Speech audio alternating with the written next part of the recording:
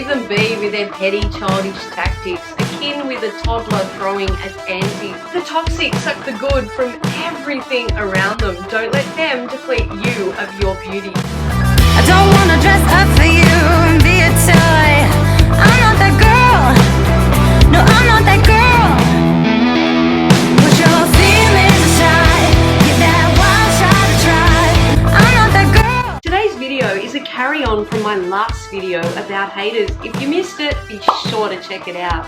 I get the most requests for this topic and this particular video as requested by Venus B and Chloe M. Delves more into why we shouldn't let their inner ugly spoil our inner beauty. Now before you nick off thinking this is gonna get all saccharine, I'm candid, unfiltered, and smack those truth bombs right where it hurts. This is where it's at. These videos are from my viewpoint, perspective, and I respect you to form your own. If you want videos that are straight shooting, hard hitting, and will encourage your self-belief to detonate, hit the subscribe button and the bell right now, so I know to keep making more videos on relatable, real-life topics. Drop me a comment, let me know how you keep your circle toxic-free, or a topic you'd like me to cover. New upload every Tuesday. Be sure to keep watching right till the end for a sneak peek of what's coming next and some bonus outtakes. Strap in and let's demolish this not feeling good enough crap. We are the company we keep, and when another exhibits ugly traits, sooner or later they're gonna rub off on us. For some, negativity is instinctively just a part of their nature, and just being around them, often that negativity seeps into our pores. You know, when you're around someone with an ugly disposition, you walk away agitated, anxious, stressed. Sometimes you even walk away feeling guilty, as you know during a moment of weakness you've shot yourself in the arse.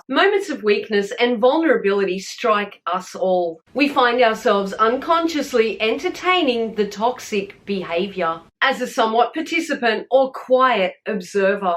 Fearful to rock the boat or make waves. We know that negativity is coming from a place that will take us nowhere good. But to avoid conflict, we humor it. We chose to be not much better. The power of influence can entrap you. It is up to us to recognize those behaviors in others. To understand that to not walk away or speak out against it, that we ourselves will inevitably be tarred by the same brush. We must stop hate speech dead in its tracks. It will leave you feeling sick to your stomach after you've tasted another's toxicity, whether directly or indirectly. It will leave you feeling weak and ashamed if you fail to stand in your strong. Sometimes we are in a position where walking away or speaking up is not an option. I think most of us during our life have been toxic or ugly. Either our emotions, our immaturity, our gullibility, or our weakness has gotten the better of us. Someone has hurt us. We've trusted the wrong person. But for those of us who can recognize when we fucked up, can differentiate between right and wrong, then we have others who will do anything in their power to rob another of their peace. They will tear others down in order to big themselves up. They are never at fault, always the wronged. These kinds thrive off disharmony. Any attention is good attention and they need to be center of it. No matter who they're tearing down to be it. Recognition of their stuff-ups or expecting an apology, hell will freeze over first. They are masters of disrespect and discrediting anything of meaning to others. Forever cynical and bitter. They believe they've pulled life's short straw and everyone else owes them a living for it. You know the kinds, they have something negative to say about someone always. Someone has always taken from them, slighted them somehow. The woe is me, poor little wronged soul of every scenario. Don't think for a minute their put downs and criticisms are limited to those not in the room. For the time will come when you're not in the room either, and your name with scorn will inevitably be on their lips. These are the kinds that will discourage your aspirations, make you feel small for daring to dream to chase your goals. Are highly competitive and will say or do anything to piss on your parade when things are going right. They will withhold attention from you, often publicly. They will only acknowledge you privately, but ignore or be very selective what they support publicly. This could be due to the fear of others they put you down to, seeing the contradiction in the open support and friendliness. Or they fear clapping for your wins will somehow remove the spotlight from their own. Defensive responses to you are often part of the behavior pattern too. You can ask the most laid back of questions and they'll be short and defensive, though they'll have all the time in the world for you when it's beneficial to them or their needs. As less than perfect beings, we all have the tendency to experience less than positive emotions. And we all have the capacity to hurt others' feelings, perhaps without realization at all. We are none of us all ugly or all beautiful, but we do all have the choice to be accountable when our emotions have gotten the best of us. I'm human, I've fucked up, and I've regrets for things over the years I've stupidly said or done. Give me a bomb if you can relate. But as a human, I'm constantly growing, evolving, and trying to better myself as a person. And more importantly, how I see and empathize with other people. The easiest thing is to blame someone else when a relationship or friendship ends. But fact of the matter, sometimes we've unconsciously played a part in it too. There are always two sides to every story, and sometimes miscommunication plays a big hand.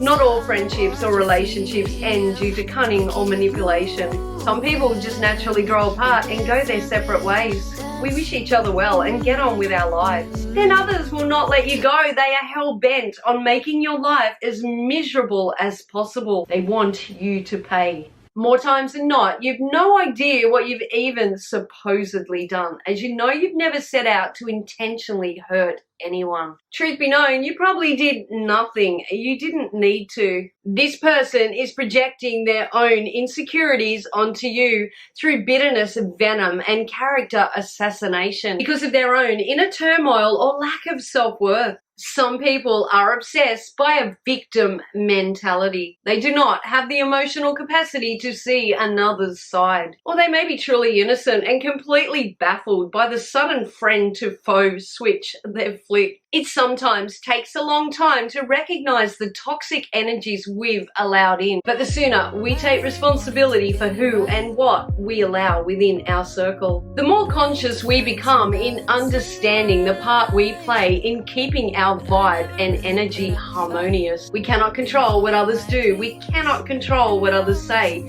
but we can control what we tolerate. Someone they know has never truly wronged them, or just because another chose to live their own life. Mature, secure people move the fuck on with dignity and grace. Sometimes we need to be more mindful where people are in life. We're all growing at different paces. We're all on different energy levels. Sometimes we need to be more intuitive before allowing others into our circle of space or trust about who and what we have amongst us. Those that created toxicity and drama around you, those that left you feeling sick to your stomach, odds are they won't just walk away without trying to inflict more commotion or turmoil. But that is truly on them. These people are not your problem. The problem lies within their own narcissistic mind. We do not hold the remote to their mind, nor do we have any obligation to remain subscribed to their theatrics and dramas. Leave them be with their petty childish tactics, akin with a toddler throwing a tanty. The toxic suck the good from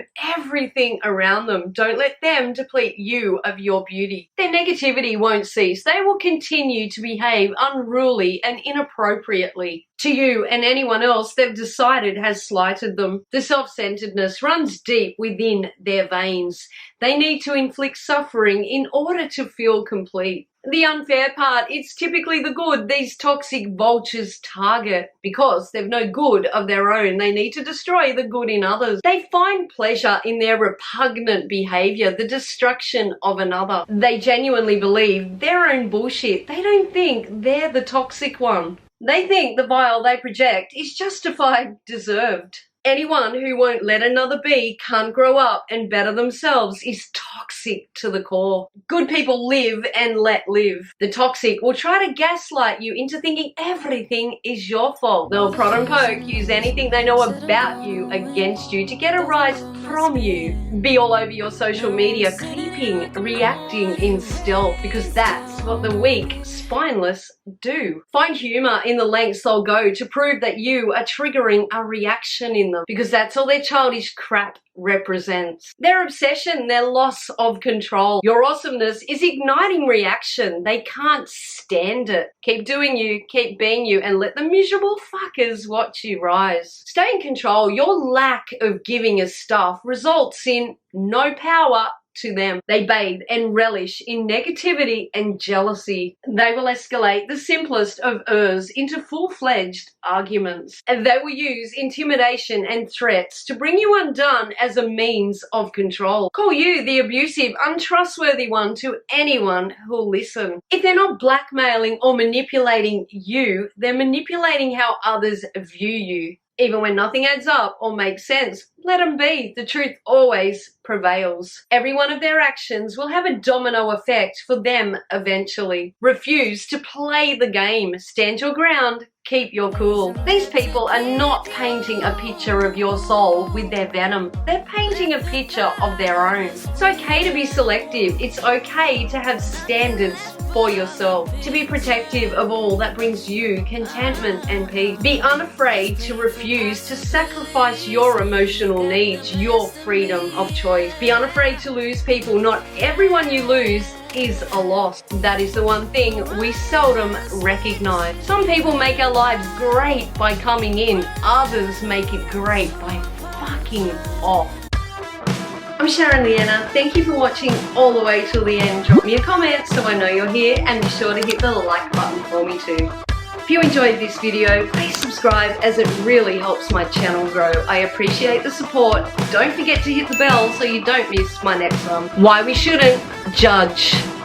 And while you're here, check out my other videos. Until next time, love, peace, and light to you.